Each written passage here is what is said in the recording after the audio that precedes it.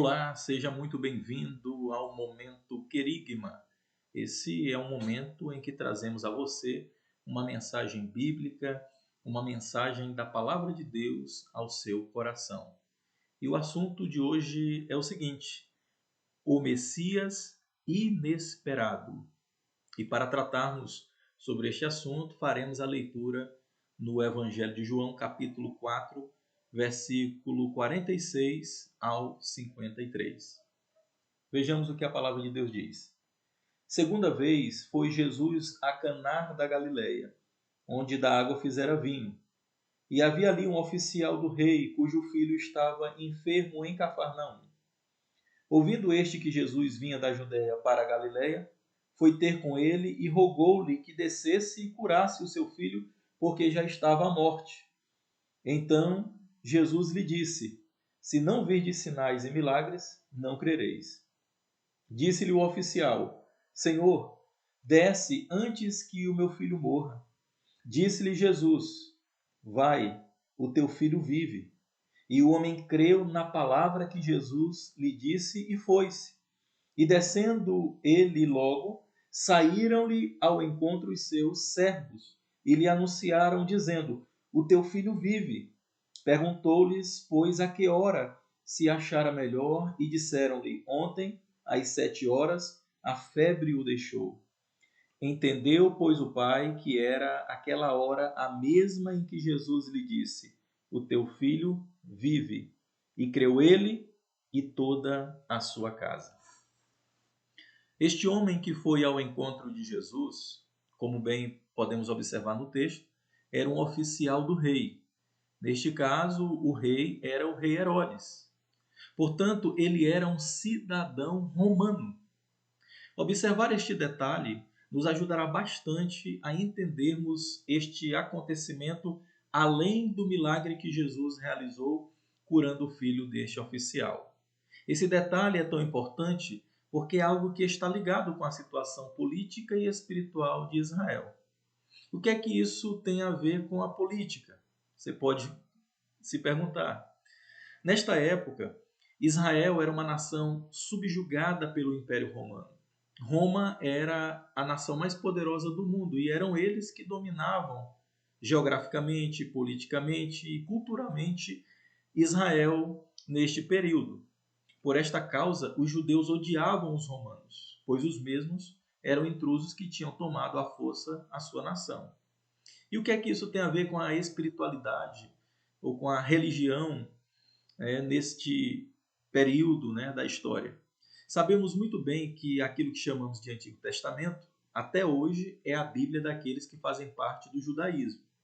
Sabemos também que é no Antigo Testamento que tem todas as profecias acerca da vinda do Messias, aquele que viria para salvar a humanidade da maldição do pecado. Como, por exemplo, é lá no Antigo Testamento que encontramos o livro do profeta Isaías. E lá no livro do profeta Isaías, capítulo 9, versículo 6, nós encontramos a seguinte profecia: Porque o menino nos nasceu, um filho se nos deu, e o principado está sobre os seus ombros, e se chamará o seu nome: Maravilhoso, Conselheiro, Deus Forte, Pai da Eternidade, Príncipe da Paz. É lá também no livro do profeta Isaías, capítulo 7, versículo 14, que encontramos uma outra profecia acerca do Messias, que diz o seguinte: Portanto, o mesmo Senhor vos dará um sinal. Eis que a Virgem conceberá e dará à luz um filho, e chamará o seu nome Emanuel. É no Antigo Testamento também que encontramos o livro de Gênesis. Lá no livro de Gênesis, capítulo 3, versículo 15, também encontramos uma profecia acerca do Messias, que diz: E porei inimizade entre ti e a mulher, e entre a tua semente e a sua semente. Esta te ferirá a cabeça, e tu lhe ferirás o calcanhar. Nós, cristãos, já cremos com todo o nosso coração que o Messias, que os antigos profetas profetizaram no Antigo Testamento, é Jesus Cristo de Nazaré. Jesus, o Cristo. O Cristo no grego, significa Messias. E nós acreditamos que Jesus é o Messias, Jesus é o Cristo, Jesus é o Filho de Deus, é o ungido, o escolhido de Deus, que veio a este mundo para derrotar todas as forças, todos os poderes das trevas, da morte e do pecado e dar a vitória para todos aqueles que acreditam em Cristo Jesus. Ele é o Messias. Portanto, neste período de opressão romana, surgiu uma falsa crença acerca do Messias no meio dos judeus. Ainda estamos falando o que é que este assunto tem a ver com a religião, com a espiritualidade de Israel. Portanto, neste período, né, em que Roma estava tendo o poder, né, sobre Israel, surgiu uma falsa crença no meio dos judeus. Que crença era essa? Era a crença de que, quando o Messias surgisse, ele iria destruir todos os inimigos de Israel. O Messias iria aparecer com sede de vingança e cheio de ira. Ele iria destruir, ele iria matar, ele iria formar o seu exército com o intuito de destruir, de matar, de derramar toda a sua ira sobre os inimigos de Israel. E nesta ocasião, quem eram os inimigos de Israel? Os romanos. No entanto, o que nós podemos observar neste texto da palavra de Deus que estamos estudando? A atitude de Jesus nesse texto não era aquilo que os judeus esperavam acerca do Messias. Por quê? Porque no versículo 47 podemos ver um oficial do rei aproximando-se e suplicando a ajuda de Jesus. Oficial esse que já falamos no começo da reflexão, era um cidadão romano. No versículo 50, Jesus atende à súplica do oficial romano, curando o seu filho, que também era romano.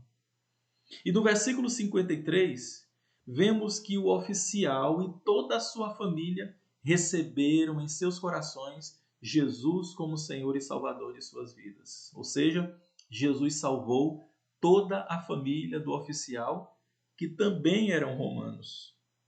Que lição podemos tirar para as nossas vidas depois desta análise do texto?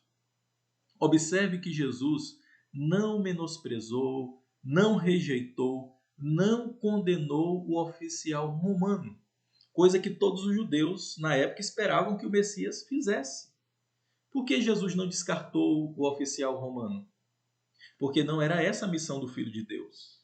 E Jesus sempre deixou bem claro o que ele veio fazer neste mundo. Como, por exemplo, no Evangelho de Mateus, capítulo 9, versículo 12 e 13, está escrito: Jesus, porém, ouvindo, disse-lhes: não necessitam de médico os sãos, mas sim os doentes. Ide, porém, aprendei o que significa misericórdia quero e não sacrifício, porque eu não vim chamar os justos, mas os pecadores ao arrependimento. No Evangelho de Mateus, capítulo 20, versículo 28, está escrito o seguinte: bem como o Filho do Homem não veio para ser servido, mas para servir e para dar a sua vida em resgate de muitos. Em Lucas, no Evangelho de Lucas, capítulo 19, versículo 10, Jesus também diz: porque o Filho do Homem veio buscar e salvar o que se havia perdido. E foi justamente este comportamento que Jesus teve para com este oficial romano. Ao invés dele desprezar este homem, Jesus dá total atenção e acolhimento para este homem que era pai e que naquela ocasião, naquela situação, estava extremamente desesperado. Uma outra pergunta muito interessante para a gente finalizar o nosso assunto de hoje e que vai trazer, com certeza, muita paz para o nosso coração, encontrando a resposta para esta pergunta, que é: será que isso se aplica a nós hoje? Será que Se você se aproximar de Jesus Cristo, será que se você acreditar em Jesus, ele vai te aceitar? A resposta é sim. A resposta é claro que sim. Lá em um outro livro, né, da Bíblia Sagrada, uma carta chamada Hebreus, capítulo 13, versículo 8, está escrito o seguinte: Jesus é o mesmo ontem, hoje e eternamente. Ou seja, Jesus é imutável. Ele não mudou. Para Cristo, não importa quem você é, o que você fez até então, as loucuras, os pecados que você cometeu. Para Cristo, o que importa atualmente para a sua vida são basicamente três coisas. Primeiro, você acredita que Jesus Cristo é o único Senhor e Salvador para a sua vida? Segundo, você está arrependido de seus pecados? E terceiro, você deseja viver a partir de hoje sendo fiel e leal a Cristo e desfrutar de uma nova vida?